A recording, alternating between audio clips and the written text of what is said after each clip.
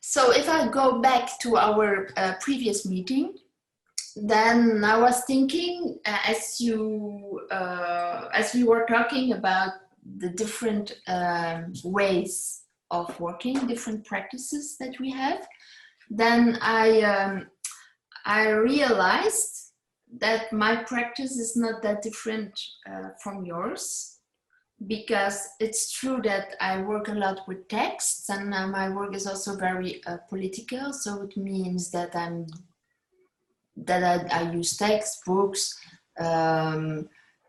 news, and so on. I reflect on a lot of things, but it doesn't mean that I first start to think and that then the work comes. So in my case, also it comes in a very spontaneous way, that I start with something like some images, for example.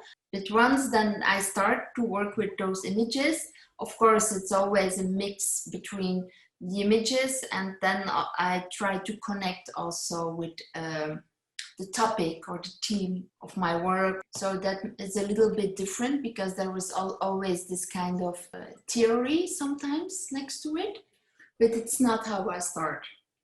So and it's also based on a lot of experience, or lots of experience and text and things that I did before. So the knowledge that is already inside of me, and then I start to connect it with filming or editing or writing. Because for me, as a filmmaker, mostly you start with writing. Mm-hmm. But I am not a filmmaker like that. For me, it's very difficult to start writing and to write a film, and then you start to film. This is almost not the way I do it. So I think we are much more connected than we were thinking maybe in the beginning.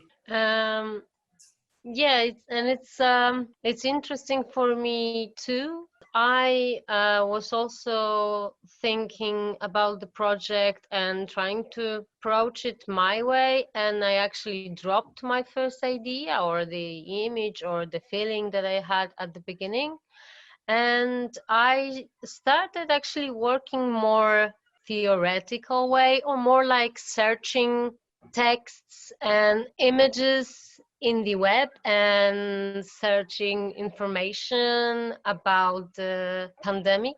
So it's interesting that when we plan to, choose different ways, we found only connections more than, differences. I thought of the animals versus the pandemic. And so during the lockdown, there is this narration that during the lockdown, nature was able to regain power over cities, because people were hiding inside buildings, and there was no traffic, and cities were empty almost, and the news starting to show up about some wild animals that been seen in the city centers. A lot of that news was fake news. So that was very interesting for me, how people themselves find pleasure in the idea of nature conquering humans. So I was thinking, what is so appealing to us in the idea? And one thing, I was thinking about the apocalyptic scenario, how people are drawn to the apocalyptic movies. And one explanation is that they capture the personal tragedy. And I thought that it's very close to how I feel about dying, how I fear death, but not in a way that I fear the pain or the dying process. More like I hate the idea that after my death, the world will exist as it is and nothing will happen. It will be only me who cease to exist. So in that sense, the idea of apocalypse is comforting for me. So, but then I was thinking maybe there is something more to it than just the pleasure with the apocalyptic scenario. maybe we ourselves unconsciously feel that we are not in the right place in the hierarchy. And maybe we just like nice and pleasure and funny stories about animals. We like to see it in the news uh, when we are sad and we are alone, isolated, and we're scared. Yes, yes, I'm actually happy that you mention all this, because this is also something that I think that is connecting us, and this is our link with nature in the work. And it's funny that for me, I'm a little bit, I think a little bit the same as you concerning dying. So I'm also a little bit like not happy with the fact that when I die, the world just continues, and I don't know anymore what is happening. For me, the apocalypse is a little bit. The strange thing is that now with COVID-19, I'm not thinking about an apocalypse.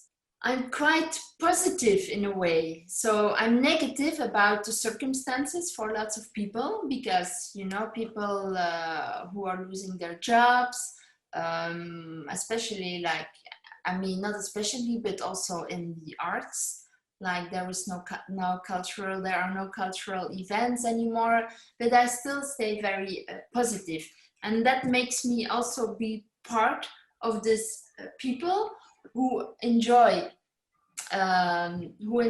those images you're talking about with animals. And I am actually doing already for a long time. I am taking pictures myself of animals, like animals in a way that they are copying humans also. Sometimes I see very strange how animals are taking over. And it's true that you have this fake news, like the dolphins in Venice and so on. But it's also, in a way, it's also nice. And where I am right now at the moment, in my old small studio in Ostend at the seaside, there you have the beach, and the beach it's actually just sand. And because nobody was on the beach anymore, you had lots of plants starting to grow, which was also very nice to see how nature always survives actually, and comes back when possible. And also, I think nature also kind of has a memory. Some scientists are actually saying that it's just an illusion, that it's just a nice story, that we want to think that whatever we do to nature, it will regrow, and but it's actually, you know, just a comforting thought, and not necessarily true. It's The very, devastation that we make, it's you know, it's so huge that it's maybe impossible. of course, it's very comfortable, and it's something that we humans also need, maybe, to not maybe for nature to survive, but also for ourselves to survive. But on the other hand, it is amazing how nature, if you give it time or you take away the bad things, that it still is growing. And yeah, I think it's, for me, it's, at least it's very fascinating. It keeps me busy a little bit, because animals are a little bit, they are not that much part of our lives anymore, I think. So You know that New York during the lockdown had this problem. I mean, not maybe not during the, but yeah, during the isolation time, had this problem that there was not enough animals in shelters that people could take to their homes, because people were taking animals as like crazy, yeah, because it's and better if you're alone at home staying for like weeks to have a dog or a cat that you can be just close with. so yes, in Belgium it was also the case. We had also some news about this, and that people were also a little bit worried about this, and like they were advised not to take animals just for a couple of months, but only if they really could take care of them. But also, like, there was a lot of happy, funny news about animals in the cities and the wildlife. But then, again, scientists were saying that that actually it's not the pandemic. It's not good for the animals, especially for wildlife, because a lot of people that couldn't work at the cities during the lockdown, they came back to their villages, and they started hunting animals. They say that because of there were no planes and so on, that nature could restore a little bit itself, more the sky was more clear and so on, and more healthy. But then they said that at the end, actually, the effect was not a lot. Actually, this is the most fascinating thing, I think, for me to imagine it.